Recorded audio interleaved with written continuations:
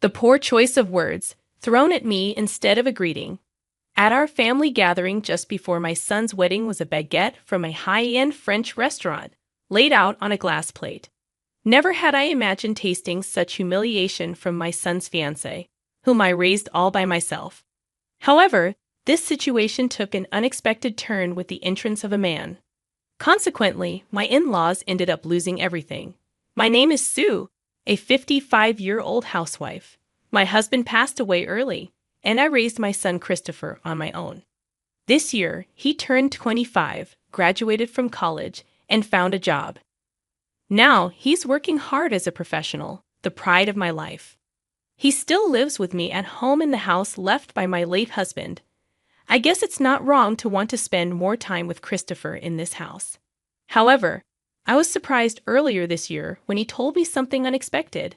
He had a girlfriend and was planning to marry her. At first, I was shocked. Christopher, introverted and shy, was always awkward with women. He couldn't even figure out what to do when he received chocolates on Valentine's Day during his student days. My son talking about marriage now made me incredibly happy. "You have a girlfriend, and you're thinking of getting married." "I'm so happy," I told him, expressing my true feelings. He seemed relieved and said he would bring her home soon. I was excitedly waiting, sure he would bring her quickly, but the opportunity didn't come. Feeling bad for rushing him, I asked about it. He smiled awkwardly, explaining it's hard to match their schedules. Apparently, it was hard to bring her due to her busy schedule. Instead, he shared a little about her. Her name is Roy. She's 4 years older than Christopher, which caught me by surprise and made me a bit worried. Finally, fate intervened. 2 months had flown by, and I was starting to feel like her absence was intentional. Then, by chance, I met Roy.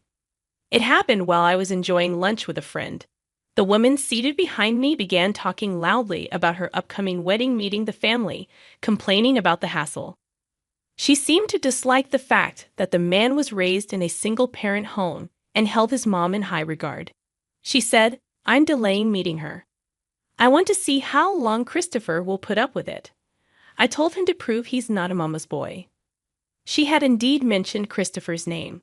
I felt a slight dizziness, realizing the situation unfolding before me. I could hear her friend advising Roy to be more humble. That confirmed it. The woman talking loudly about her future mother-in-law behind me was Christopher's fiancé, Roy. My hand, holding the coffee cup, trembled. I was so disturbed that my friend asked if I was okay. After that, I ate the recommended dessert, but I can't recall what it was. I just wanted to leave that place as soon as possible. That was my only thought. Roy, unaware of my presence, continued to complain about her fiancé's family. She belittled the single-parent family, comparing it to her own educational background. She called me a clinging mother and talked about making Christopher abandon me after the wedding. Hearing all that, fear overcame my anger. The conflict between mother-in-law and daughter-in-law had begun even before the family meeting before the wedding. Yet she was the woman Christopher chose. There must be something wonderful about her. Back home, I tried to calm myself by thinking this. I couldn't bring myself to tell Christopher about this incident, and bored alone since that chance encounter with Roy, I stopped urging him about the family meeting. After all, I knew she had no intention of coming. There was no need to invite her. I didn't want to be continually looked down upon by being too accommodating. Christopher seemed a bit suspicious of my change of heart, but didn't press further. "It's okay if you're busy. Whenever it's convenient for you," I told him. He is innocent in all this. I tried to ease his burden with my words. It seems the wedding plans between Christopher and Roy were progressing faster than the family meeting. Seeing a wedding venue brochure on the living room table, I realized the countdown to the wedding had begun. I wanted to speak up about the wrong order of things, but I refrained for my son's sake. If I started making a fuss, I'd be accused of being unable to let go or of being a mama's boy. Faceless accusations that would upset me. Indeed, Christopher is important to me, but he's an independent adult. I haven't interfered more than necessary. To prove that, I had to remain a tolerant mother. One of these days, there's a family meeting with the parents-in-law. They've reserved a fancy French restaurant. And I'd like you to come, Mom, Christopher suddenly said one morning. He had previously visited Roy's family, but they wanted to have a formal family meeting. The meeting was scheduled for 2 days later. The announcement came suddenly, and I felt a bit irritated. Shouldn't such things be planned after matching everyone's schedules? Again, I found myself having to hold back. All right, I haven't formally met Roy yet, so it's good to meet her sooner, I said, hiding my irritation. Christopher apologized, saying sorry for the sudden plan. I thought it was Roy and her family who should be apologizing, not him. I reassured him it's fine. On the day of the family meeting, Christopher and I went to the designated upscale French restaurant. I was a bit nervous as it was my first time at such a fancy place. Feels kind of nerve-wracking, doesn't it? Christopher chuckled. When we gave our name to the staff, we were guided to a private room.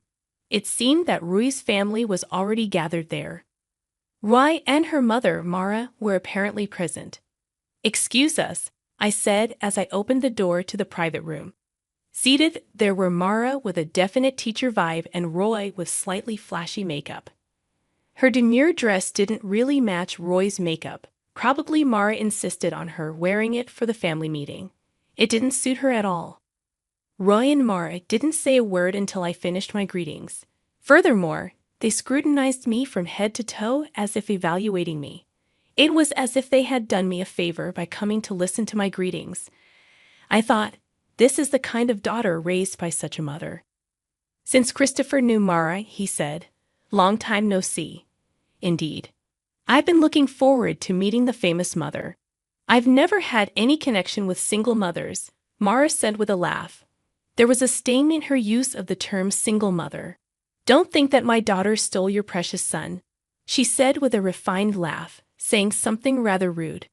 Perhaps she was not even aware that she was being rude to her. This must be perfectly normal, not rude at all. I somehow managed to return a polite smile. "He's still inexperienced, but please take care of him," I said, playing it down. She nodded contentedly, behaving as if she was superior. I thought she must treat her students and their parents the same way. I wouldn't want such a teacher for my child.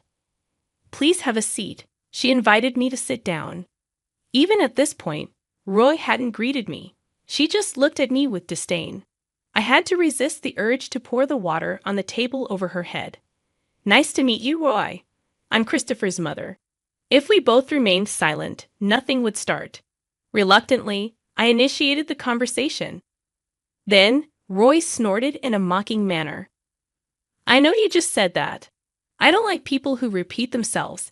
It's not efficient," she said arrogantly. My forehead vein twitched at her rude remark. Anger welled up inside me. But I couldn't afford to lose my temper here. She was the woman Christopher chose. I feigned calmness. "Oh, I see. I'll keep that in mind," I replied, forcing a smile. I felt like I was reaching my limit. Her father would be a bit late due to work, Mara had informed us. She suggested we start without him today. "Dad is running late. You've never had such food because you were poor," Roy said to Christopher with a seemingly innocent smile. He just went along, unfazed. I'd always knew he was kind and patient, but this was beyond that. I worried a little about whether he could handle society. Was he being taken advantage of? I wondered with a parent's concern. "That's nice. Let's enjoy the feast, Christopher," I chimed in. Roy and Marcia wore unpleasant smiles. I couldn't understand why they were making such faces, but soon it became clear. Quietly, the door to the private room opened, and the first dish was brought in. On a beautifully decorated plate was the cuisine. I watched as the dishes were placed on the table one by one. True to a high-end French restaurant, the starters were visually stunning. Then a plate was gently placed in front of me. "Ah!" I couldn't help but exclaim upon seeing the dish in front of me. It was just a baguette on a glass plate. That was the reason behind Roy and Marcia's laughter. They seemed intent on mocking me to the fullest. I later learned that the owner of this upscale French restaurant was Marcia's brother. They had colluded to ridicule me. "The poor that suits you best," Roy said, laughing heartily while looking at my shocked expression. Mara, not saying a word, covered her mouth with a handkerchief. She was probably hiding a vulgar smile behind it. I couldn't take it anymore. Even Christopher seemed to turn pale at this situation. Is that so? This suits a poor person like me, does it? I muttered Roy's words. I was looking down, trying to contain my anger. Roy, seeing me, bowed. She must have thought I was crying. Sophie, crying over the truth isn't logical, she said, laughing even harder.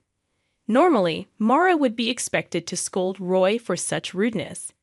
But she just said, "Oh dear, Roy," with no intention of scolding her. I inadvertently let out a sigh. At that moment, the door opened, and Roy's father entered, apologizing for his lateness. He looked back and forth between Roy, laughing heartily, and me bowed down. He then caught sight of the baguette in front of me and gasped. He seemed unable to comprehend the situation. "What's this about?"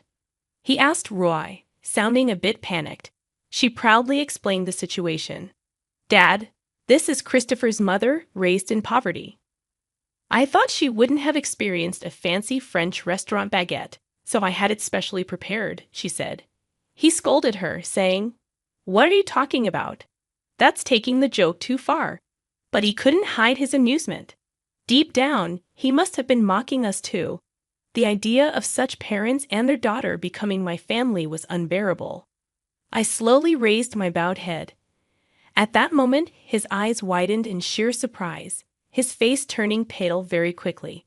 "Cedric, long time no see," I said, somewhat surprised myself because I knew him. "Principal?"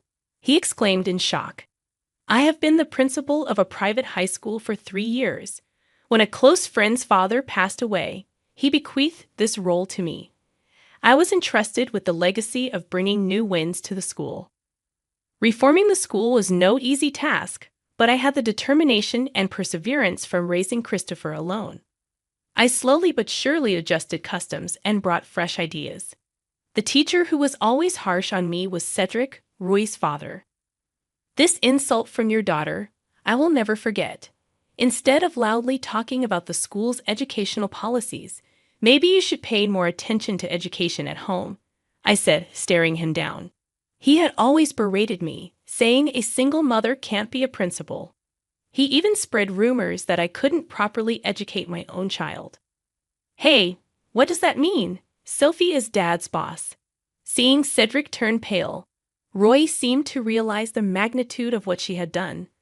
Marcia was trembling, lost for words. I looked at each member of Roy's family and slowly bit into the baguette. The sound of me crunching the baguette echoed in the room. Delicious, as expected of a high-end French restaurant's baguette. "How about it, Cedric?" I offered, smiling as I held out the glass plate with the baguette.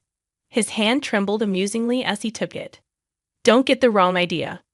I'd always separate work and personal life. Your dismissal has always been a topic at the board meetings. I was the one opposing it after all. Without a rival, there's no momentum for reform. But your role ends here." That was a final warning for him. In fact, I had evidence of his accepting bribes from parents during admissions, manipulating interviews. He was enjoying a luxurious life with that money, dining at upscale French restaurants, and driving luxury cars. I was still deciding whether to pursue criminal charges. If he left the school quietly, I was willing to let it go. "Christopher, let's go home. She may be this kind of lady, but can you still see her as a marriage partner? I won't stop you if you choose her," I said to Christopher, whose gaze was fixed on the baguette Cedric held to him. Roy, with a strange smile, whispered, "You'll marry me, right?" Thinking marrying him was her only way to save Cedric's position, her pleading eyes turned to him. He looked down, gripping his hands on his knees. "The engagement is off. This marriage is as if it never happened," he declared. "It's just a joke. I didn't mean to mock you." "It's a joke, Christopher." "You're so stiff." Roy desperately tried to cover up. If that wasn't mockery, then what was? I was amazed she couldn't come up with a better excuse. He looked at Roy with an unexpectedly cold gaze. "Roy, you've been given a lot by your parents, education and love. but I believe I received even more from my mom. Seeing her work was cool. She's still cool, he declared. He could never forgive her for mocking me. He expressed pity for the students she was teaching. I wouldn't want to be taught by someone like her. I heard bad rumors about you but chose to believe otherwise. You betrayed that trust, he said, causing tears to stream down Roy's face. She seemed to finally understand the irreversible damage done. What's most necessary for you now is to reflect on how things came to this. We probably won't see each other again, but I hope you grow. As Christopher and I were about to leave the private room, Cedric grabbed his shoulder to stop him. Christopher shook off his hand as if it were something filthy. I've been patient, but let me say this clearly. What's wrong with being raised by a single mother? Did you see Roy's vulgar behavior? Raised by respectable parents, you should be more ashamed, he said firmly. Cedric had no response and looked down in shame. Roy's cries echoed in the private room as we left the restaurant. The moment we stepped outside the restaurant, we heard Cedric's angry voice. He was probably yelling at Roy. Christopher, you need to be more discerning in choosing women. When I said that, he scratched his head and said, it's embarrassing.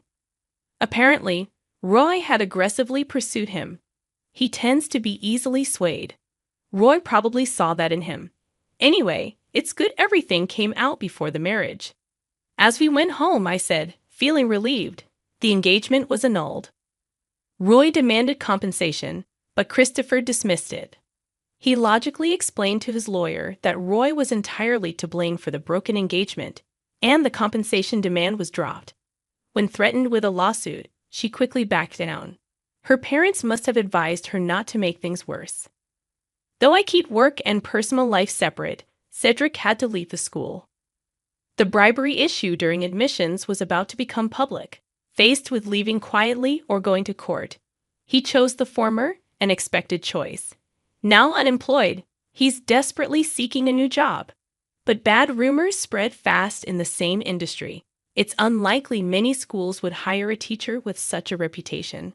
He's at a difficult crossroads deciding whether to continue teaching or find a new job.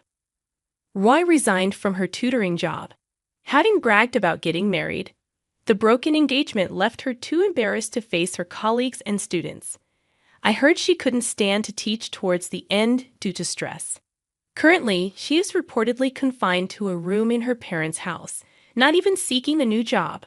I heard from the lawyer that she is too embarrassed to even walk around the neighborhood. While I feel a bit sorry for her, it's her responsibility.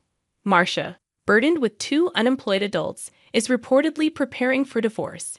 If she couldn't live as luxuriously as before, she wanted to use her earnings solely for herself, which was her reason for divorce. Logical perhaps, but abandoning one's family for such a reason ultimately led to the family's downfall. All I can do is hope that she, having lost everything, will recover on her own. Today, sometime after the incident, I felt genuinely happy for the first time in a while. Christopher introduced me to a wonderful woman. The woman he introduced to me is a single mother working at the same place as him. She has a daughter who was about to turn 3. It seems she was the one who lifted Christopher's spirits after his broken engagement with Roy. She was very bright and sunny, and her daughter is also fond of Christopher. It looks like I might even become a grandmother. Despite the roundabout journey, I'm slightly relieved that Christopher seems to be on his way to building a happy family.